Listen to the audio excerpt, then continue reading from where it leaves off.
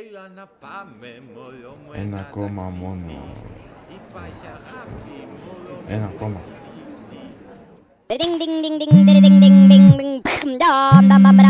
Γεια, θέλω να έρθει σήμερα στο Όλυμπον. Ποιος είναι? Ο Γιώργος. Ο Γιώργος! Ποιος Γιώργος? Ο άθεος. Θέλω να έρθει σήμερα στο Όλυμπον στις 8. Τι να κάνω κύριε ρε γαμώτο, με κορεδεύεις ρε! Άστα αυτά. Θα έρθεις να δεις κάτι που θα σου αλλάξει τη ζωή. Θα έχει πολύ αίμα, έντερο και αίμα και πολύ ευρυγόνιους φακούς, βυζάκια. Είσαι σίγουρα Γιώργος Λιάνθιμος που μου άρεσε το Poor Things? Λες ρε. Απλά έλα στο κινηματοθέατρο Ολύμπιον στις 8. Εντάξει, ένα ακόμα ποτηράκι.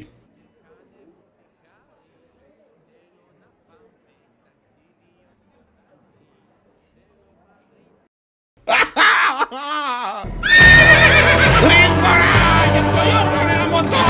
Αγιές! Ιτσα! Έττε! Καλάλογο!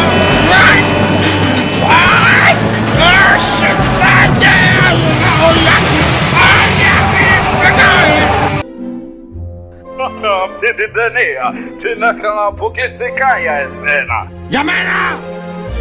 Πονάω! Για σένα Αστέρι. Μα φτάνει, θα μου φύγει ο λαιμός. Ναι, είδα το Poor Things. Είχε δίκιο ο Γιώργης. Είναι ιντριγαδόρικο. Βασικά πιο κορυδεύω. Nerd Mode On. Το λάτρεψα. Είναι παιδικό, ηλίθιο, πανέμορφο, αλλά και όριμο με αυτοπεποίθηση. Ο Λάνθιμος με το The Favorite φαίνεται να πέρασε το τρίτο του έρα, ίσως και το αγαπημένο μου. Αντικαθιστά τον Φιλίππου στο σενάριο με τον Τόνι Μακναμάρα, ίσως το λέω σωστά, και τον Θήμιο Μπακατάκη με τον Ρόμπι Ράιαν στη διεύθυνση φωτογραφίας. Αλλαγές που προκαλούν τεράστια διαφορά στα έργα του, θυμίζουν σχεδόν άλλον καλλιτέχνη. Ο μόνος που μένει από τη βασική ομάδα είναι ο Μαυροψαρίδης που μια ακόμη φορά κάνει θαύματα στο μοντάζ. Πέρα από κρού, αλλάζει και η εταιρεία παραγωγής. Από διάφορες χρηματοδοτήσεις πάμε πλέον στα μεγάλα κεφάλια. Fox Searchlight. Επομένως, χωρίς ιδιαίτερους εμφανείς περιορισμούς, κάνει 2 ταινίες μαζί τους. Πάμε πίσω στο Poor Things, ωστόσο. Το βίντεο δεν έχει μεγάλα spoilers, αλλά θα αναφέρω πολλά στοιχεία της ταινίας. Αν είστε σαν εμένα και θέλετε να πάτε εντελώς τυφλά στις νέες σας κινηματογραφικές περιπέτειες, σκιπάρετε το μέχρι να δείτε το real thing. Η ιστορία λοιπόν έχει ως εξής. Η Βικτόρια βρίσκεται νεκρή από τον Godwin Baxter. Αυτός, όντας ένας τρελός επιστήμονας, κάνει μεταμόσχευση εγκεφάλου από το μωρό στη κοιλιά της στο ενήλικο σώμα της. Ναι, κάνει αυτό.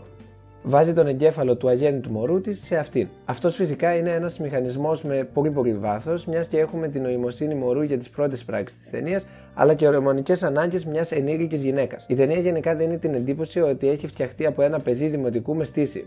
Με την καλύτερη δυνατή έννοια. Το φιλμ μοιάζει περισσότερο με το The Favorite σε ρυθμό, μιας και πάει τάπα. Δεν σταματάει πουθενά. Είναι ξεκαρδιστική, συναισθηματική και αλόκοτη. Επίσης, στο τεχνικό κομμάτι της ταινίας έχουν γίνει θαύματα. Έχοντας χρησιμοποιήσει τα 6 χιλιοστά προηγουμένως, πάμε ακόμα και στα 4. Μιλάμε για εικόνα που δεν θυμάμαι να ξαναβλέπω σε σινεμά. Φυσικά και οι τεχνικές της κάμερες είναι ιδιαίτερες. Έχουμε πολλά zooms και handheld κινήσεις. Μιας και ο εγκέφαλος της πρωταγωνίστριας στην αρχή προσπαθεί να συντονιστεί με το σώμα, τα zoom συνδυασμένα με τη μουσική, η οποία έχει πάρα πολλά κουρδίσματα κιθάρας, μας δίνει την αίσθηση ότι το ίδιο το σώμα κουρδίζεται. Κάτι δουλεύεται τέλος πάντων. Είναι πολύ διασκεδαστικό να βλέπεις όλα τα στοιχεία της ταινίας να είναι τόσο εναρμονισμένα. Δείχνει πολλή εμπειρία αλλά και εξαιρετική συνεργασία. Μιλώντας για μουσική, έχουμε ένα από τα πιο ενδιαφέροντα και ιδιαίτερα soundtracks εκεί έξω. Όλα τα κομμάτια είναι αλόκοτα και τρελά, αλλά ταυτόχρονα πολύ συναισθηματικά. Έχουμε το προαναφερθέν κούρδισμα, μετά πάμε σε έντονα αρμονικά βιολιά.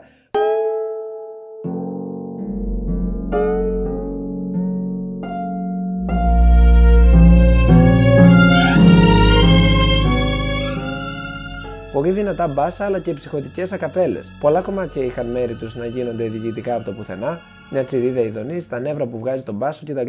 Εναρμονισμένες φυσικά ήταν και εξαιρετικές υποκριτικές που δόθηκαν. Ράμι Ιουσέφ, William Dafoe, Christopher Abbott, ωστόσο ξεχώρισαν ιδιαίτερα η Emma Stone και Mark Ruffalo. Η πρώτη έχει να δουλέψει με ένα πολύ συγκεκριμένο μηχανισμό. Ο εγκέφαλός της μεγαλώνει όσο βλέπουμε την ταινία, αλλά με το ίδιο σώμα.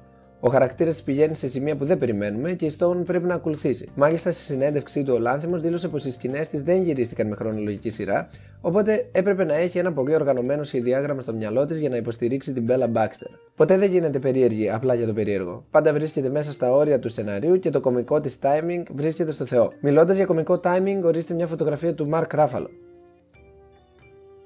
Είναι τρελός ο τύπος, τα έδωσε όλα. Βλέποντας αυτή τη σκηνή στο τρέιλερ. Oh, Κάπως απογοητεύτηκα. Πού να ξέρα τι με περιμένει. Κάθε σκηνή και πιο αστεία. Είναι τόσο συνειδητοποιημένος, λες και είναι ο ρόλος που θα τον βάλει στο Hollywood. Βέβαια, ίσως είναι και λίγο. Εξαιρετικά ήταν και τα sets. Βασικά, δεν ήταν απλά εξαιρετικά, ήταν ίσως τα καλύτερα που έχω δει από το μίσημα. Υπάρχει τόση λεπτομέρεια σε αυτά και στα κουστούμια, είναι ειλικρινά κάθε κάδρο και πίνακας. Κάθε μέρος που μας ταξιδεύει η ταινία είναι η παιδική στερεοτυπική έκδοσή τους.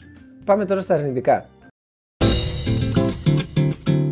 Λοιπόν, Διαμαντή, πες μας 2 λόγια για αυτή την ταινία. Φίλε, πραγματικά από πού να αρχίσω, δηλαδή τι σκατά είδαμε, τι ήταν αυτό το πράγμα. Γεια σου Στέλλα. Γεια. Για εμένα αυτή η ταινία ήταν αυτό ακριβώς για εμένα. Πέτρο, τι άποψη έχεις για αυτή την ταινία, μιας και έχεις κάνει το voice acting σε αυτό το βίντεο? Ισχύει. Καταρχάς να πω συγχαρητήρια για το βίντεο, γιατί το βίντεο μου άρεσε πιο πολύ από την ταινία, το δικό σου βίντεο. Το essay που έκανες και ανέβηκε στο YouTube, και τώρα είμαστε στο βίντεο που βλέπουμε στο YouTube και κατάλαβες. Και εμένα μου άρεσε περισσότερο η υποκριτική σου από τη Emma Stone.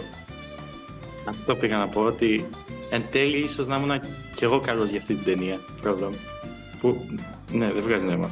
Ήταν μια ταινία που όχι μόνο με έκανε να αναζητήσω μέσα μου να αναρωτηθώ, αλλά με έβαλε να σκεφτώ για το τι είναι λάθος, τι σωστό, τι μας έχει ορίσει η κοινωνία ότι είναι αποδεκτό και τι όχι, τι πρέπει να μας αρέσει και τι πρέπει να απεχθανόμαστε. Ένιωσα πάρα πολύ τη διαδρομή της Μπέλλας, να τη βιώνω κι εγώ. Κάθε νέο στάδιο, κάθε νέος άνθρωπος που έμπαινε στη ζωή της, ένιωθα πάρα πολύ αυτό το νέο που νιώθεις σε κάθε γνωριμία, το νιώθω κι εγώ μαζί της, και αυτό είναι που με κέρδισε το βασικότερο, νομίζω. Το σενάριο το μεταξύ, είχα ένα heads up ότι είναι αστείο. Δεν περίμενα να ήταν έτσι, δεν περίμενα να ήταν τόσο ελαφρύ, ειδικά για Λάνθιμο. Μου άρεσε το γεγονός ότι ήταν τόσο νατουραλιστική, δηλαδή η Μπέλα μάθαινε να περπατάει από την αρχή, άρχισε να εξερευνεί τον εαυτό της, έβρισκε τον εαυτό της μέσα από το σεξ. Γενικά ήταν πολύ ενδιαφέρον. Μου φάνηκε πάρα πολύ αστεία. Μου άρεσε το shot συγκεκριμένα μέσα στην ταβέρνα και του χορού, αλλά το shot που ήταν. Κατάλαβες αστέρηση για ποιο μιλάω. Το shot γενικά μου φάνηκε πολύ.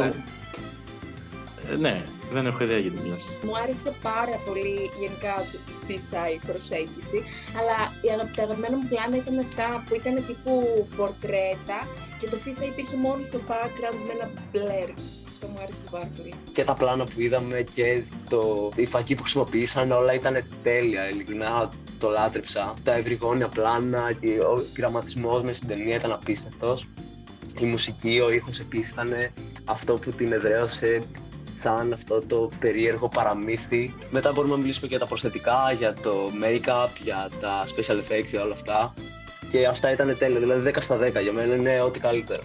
Και αγαπημένος χαρακτήρας ο Mark Ruffalo, στο πώς αποδόθηκε. Να δείτε κυρίως τα βίντεο του Αστέρι πρώτα, όλα τα βίντεο του Αστέρι, και μετά να πάτε να δείτε την ταινία. Να πάνε μετά ή μετά να τα ξαναδούν? Ναι, επίσης είσαι καλός φίλος με το Λάνθιμο, οπότε good for you.